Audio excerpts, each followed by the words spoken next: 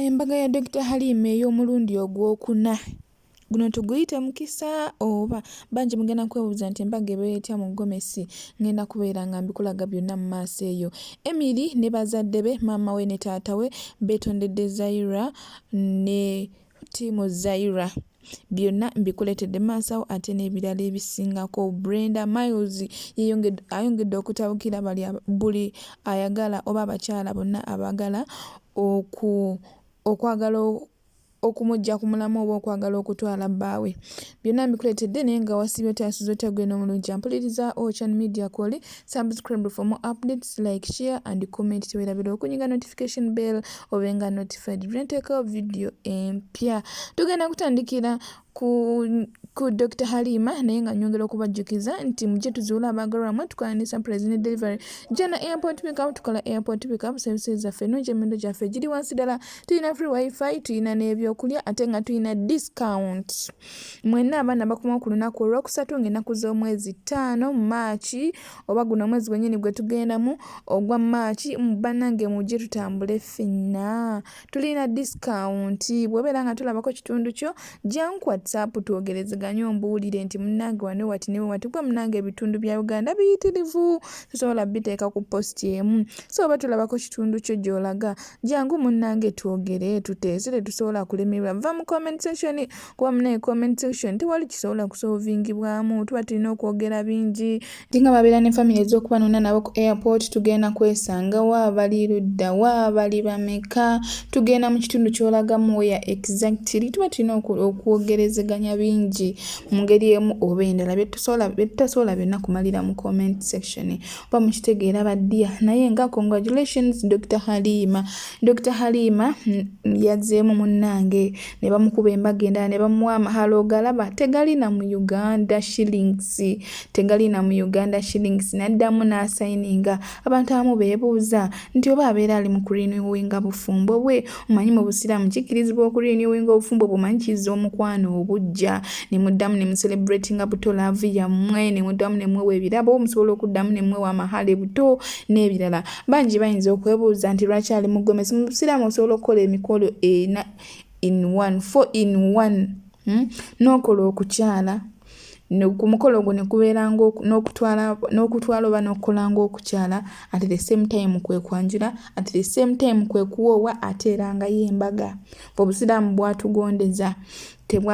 tebukaluubiriza bintu. Munnange Dr. Halima nga wamulaba yenna ng'anyumye ng'alabise bulungi ate si yatunda engoye z'abagole si yatunda ebyambalo by'abagole yenna ng'anyumye ng'alabise bulungi. Dr. Halima okuva lwe yava ku kyeyo kubanga munene naye hasula munnaffe naye yali kadama munnaffe okuva lwe yava ku kyeyo avudde mu leesi za bunene obuvubuka obwa TikTok manyi basumbuwa abo abavubuka. Ye Dr. Halima era amagezi g'asinga okuwa abawala abagenda okufumbirwa abafumbirwa nti funa haajiwo musajja mukulu yakolakola mudda ssente ze fumbirwa tuula okkakane fumbirwa osirike togulubana na ssente nga abasajja balina ssente gye baligulabika bulungi osirike. Ye munnange akola kimu kyakwefaako kutunda bintu binyiriza birabisa bulungi ngoye z'abagole n'ebirala. Okuva lwe yava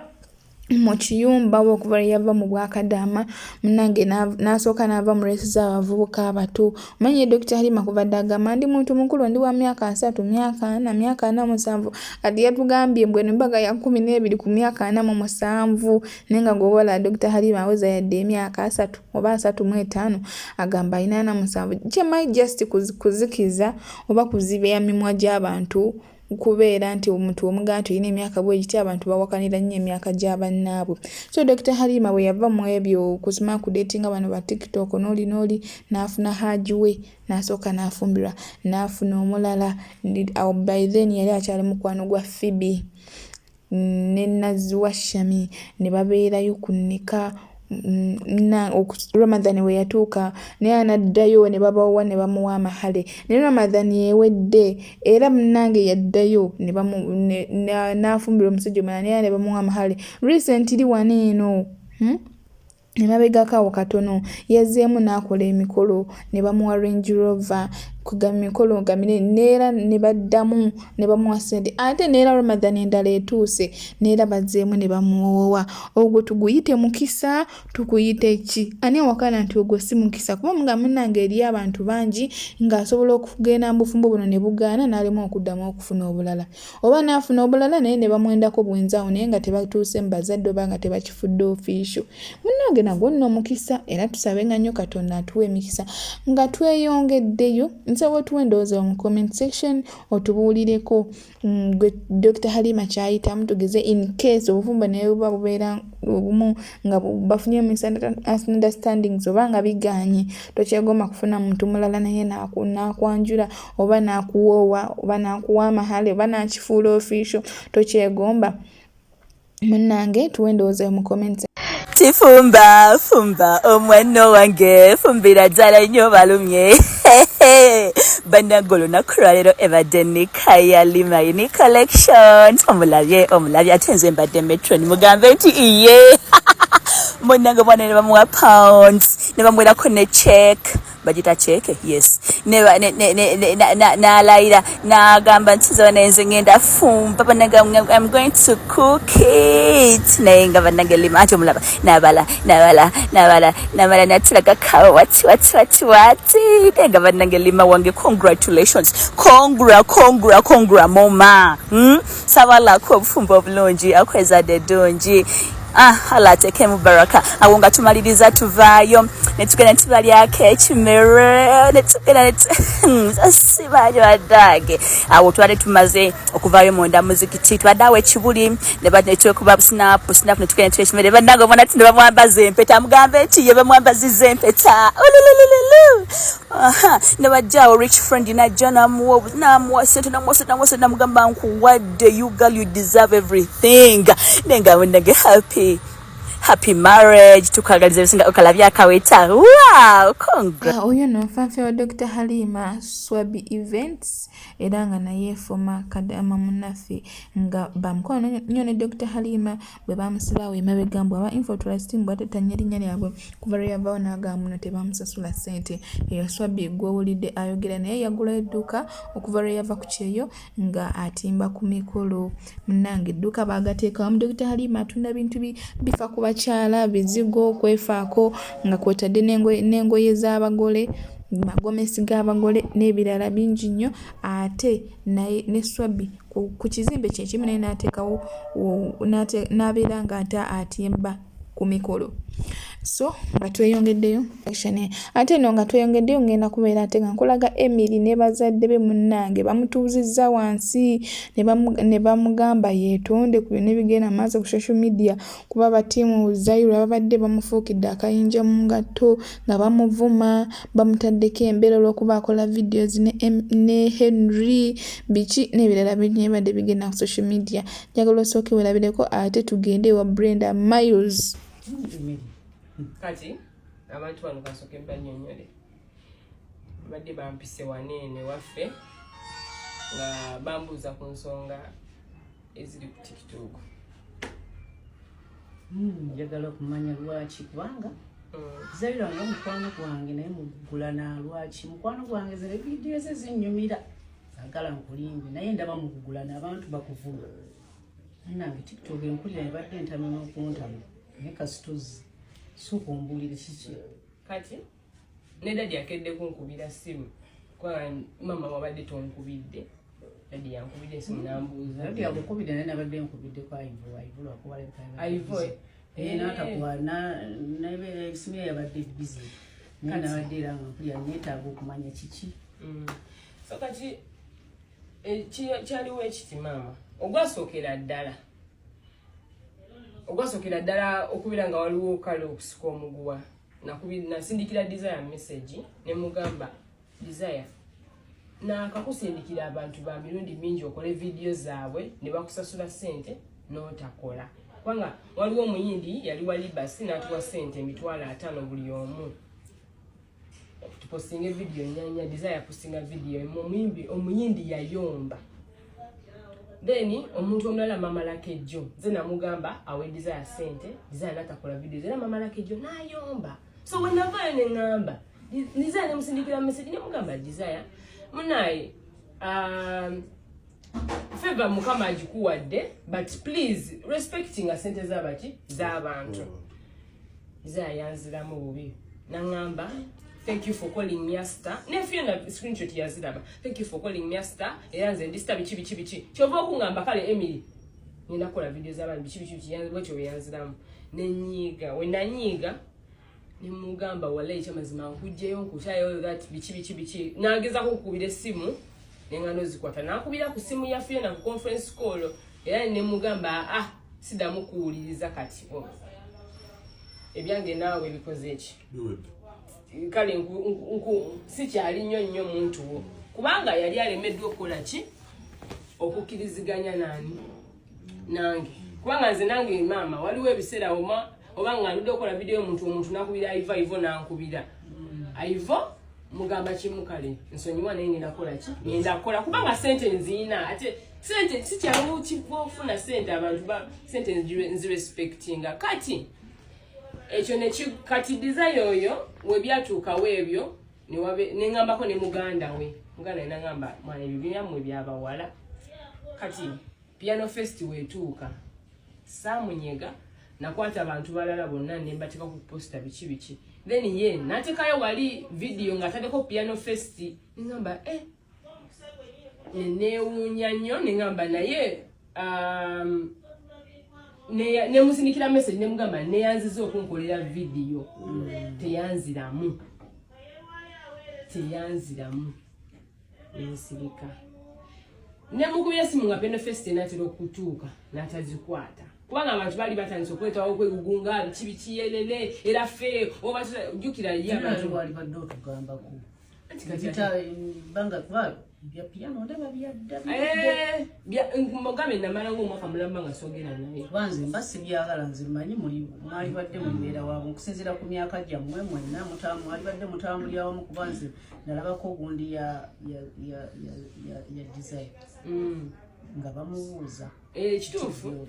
ebya TikTok nempulira bambi ng'agamba Emily yampanika biki abyogere muli naye ati kati mu kaseera kano abyogere ebyo byonna dadi we yakyogera ekyo nengenda nemusindikira nemugamba thank you for giving me the era teyanziramu nga maze era nga abyogera ku gundi ku interviews naye nga enandaga kirala nengamba kati desire yankoze eki mwisomye kati nengaki alaga nti mwonna mumadde bwenna mukwatagana mwenna wena olwo yateekanga video zinga ku TikTok muli mwenna muli kimu esimanyi lwaki ate mukulenta leero twogera ku nsonga eyo bamba saagala bintu bigenda nali nkimya amazzi mama nga saagala kale tukireke desire oyo yategeka fit on fire bulira dadi nali nga mubangende wasigena kubanga newenda mukwesimu kujja ku piano fest teyakola ki teyajja nenkireka saakifaako nonga baine so desire oyo yategeka fit on fire nensoka mbeerawo nankola ekyo naye nga waye sirina kyakkola abantu bali tebamanyi so kambalaga abantu tewali nnyo so nenkola video zi nemulagira biki naye nga nkugamba takomentinga nako ku video taripostinga nako yadde takwebaza nako yadde nti oba webale kukola kino buli omu yenna yina sisuubira nti oba yali agambe kuba aivo webale nnyo oba kino nengamba wayi anyways ebyo byonna kambikole ki kambireke embyesonyiwe kubanga n'ekyokubiri omwana oyo dadi newe mubeera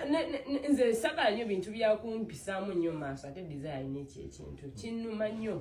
okubanga nze nenkana naawe naye nga oliwo oti fena mukama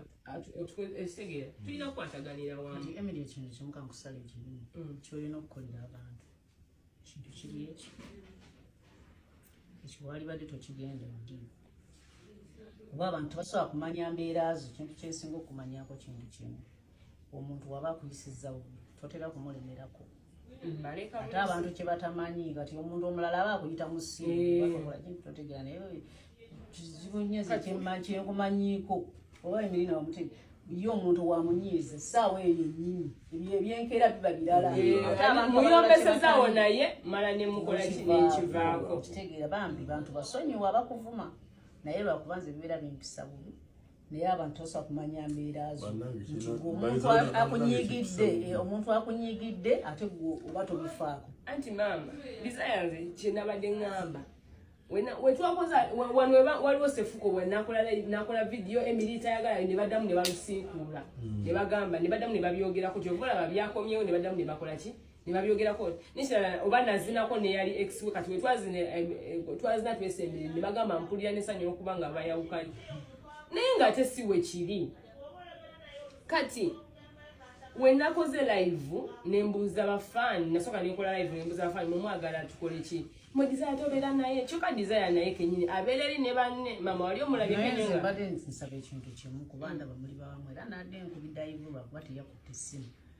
njagala balaba mwenna sisinkane ne Desire nena Koko Ivo bona mikaba Ariana Chogala ntalo. Ndaba muli bawamu. Olwa future ya mwendaba esobola okutambula obulungi nga muli wamu. Nesimanyi baba nasobola. Akwe mjali wana batu. Bigwe biduzimba gwanga.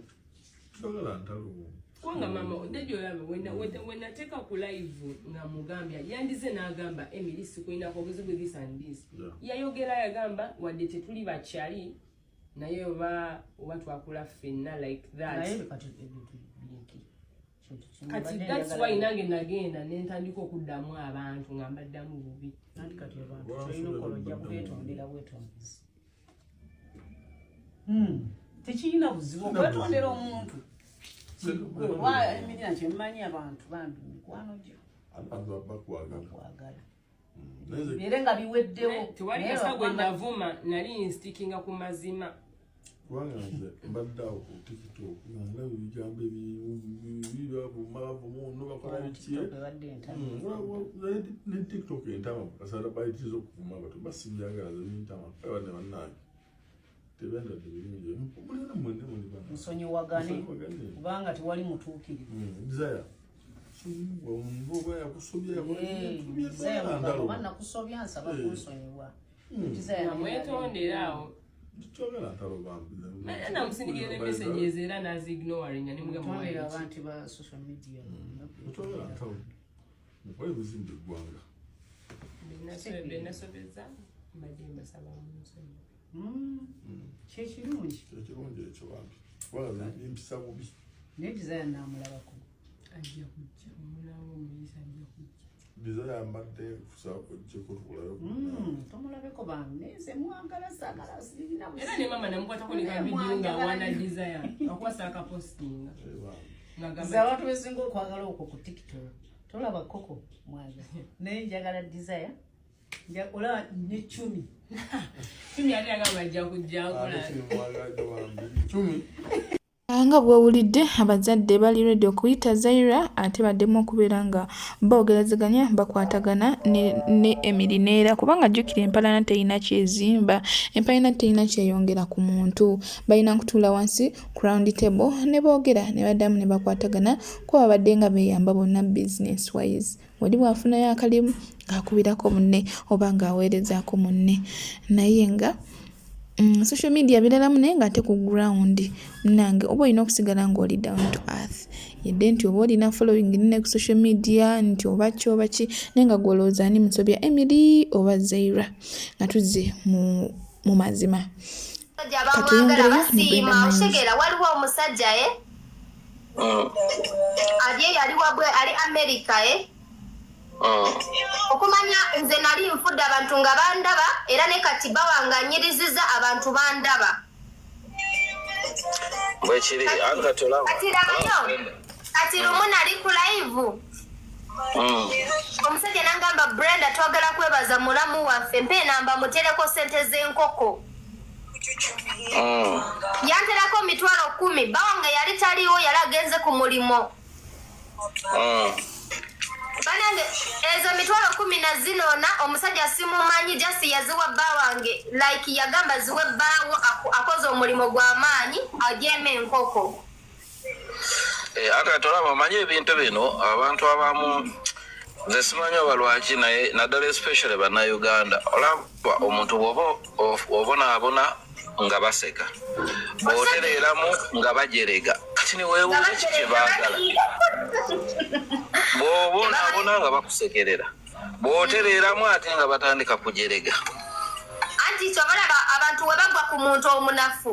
omaliriza nga nawe oswadde naye kati nze nagwa ku brave laba ekikono nze nali siina na bino ebinyama gyemunkwawa kyokka ndi mwavu naye omusajja anyiriziza banange nga mbakale mugama singa yamumpada nga nkyalina ssente aye no kati nankubuulire kati olaba omwana agenda kujja omwana ajja naye emikisa te ne sente ogenda zifuna naye okimanyi banange luno olubuto lwabba wange lwa mikisa okimanyi Ricky waliwo abasajja SB4 beyandeetera ne batuwa ssente nga basajja bavunaanizibwa ate nga si bakamera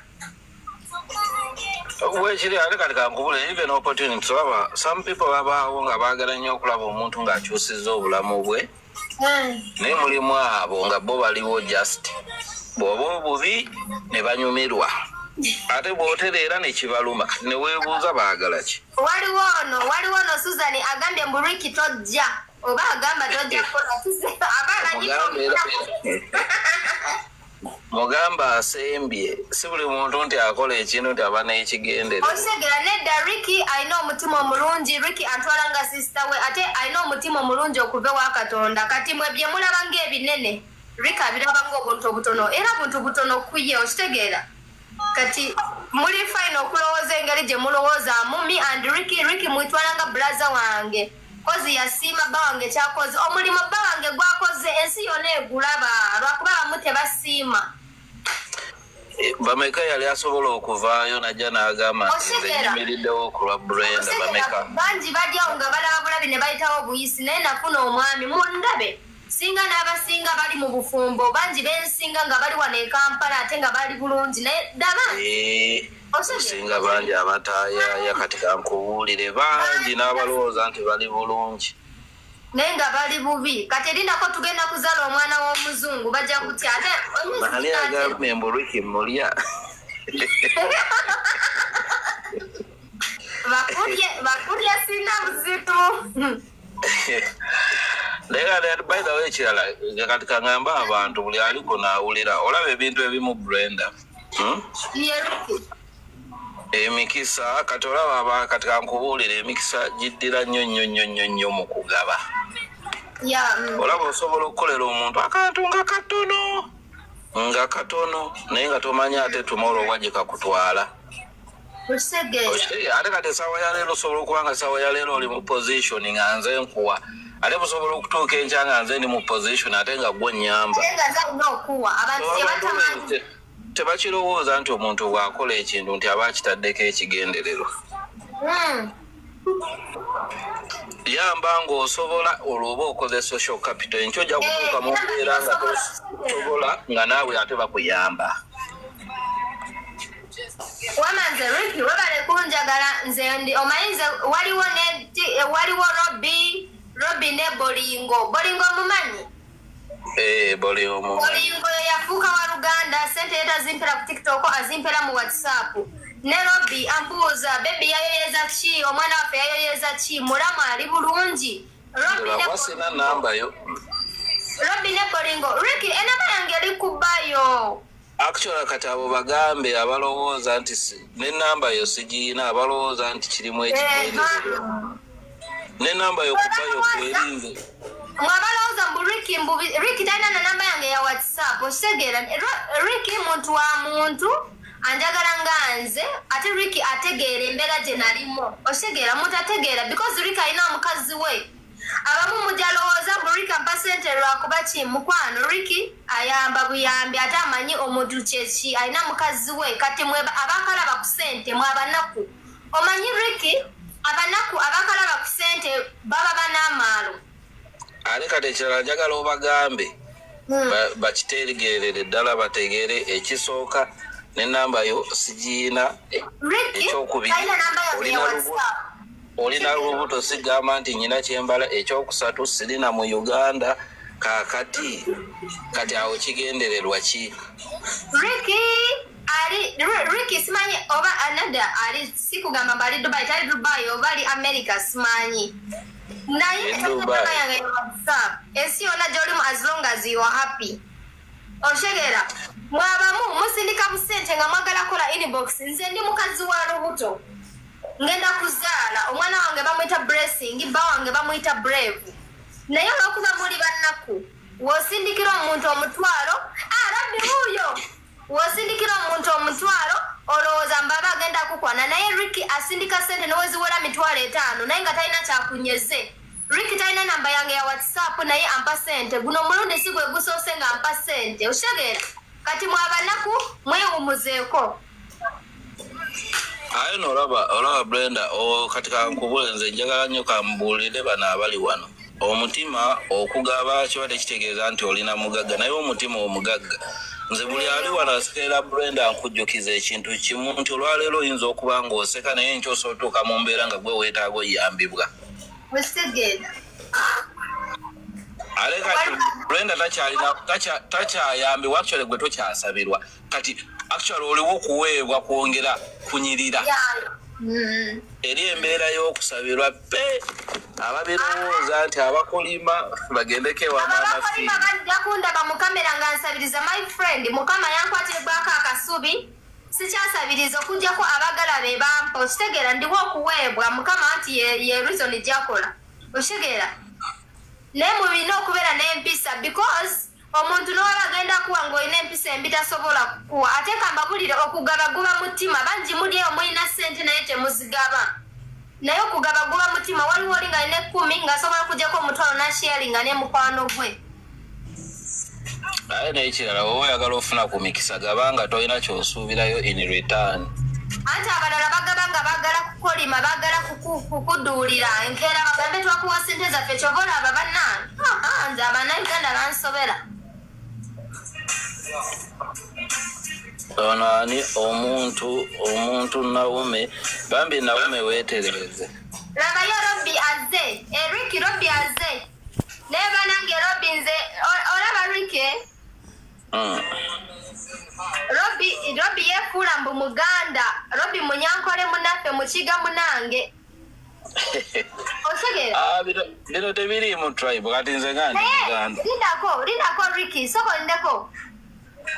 Naye Robbi ye muntu omusirifu. Olaba bino byapostinga ku akaunti ye. Waliwo wotuma n'ogamba naye ali nanyini akawunti eno oba nanyini akawunti eno naye ali shabbe ali biki. Osegera naye wolaba Robbi muntu mukakamu muntu mulungi oyinza ogamba oba Muganda.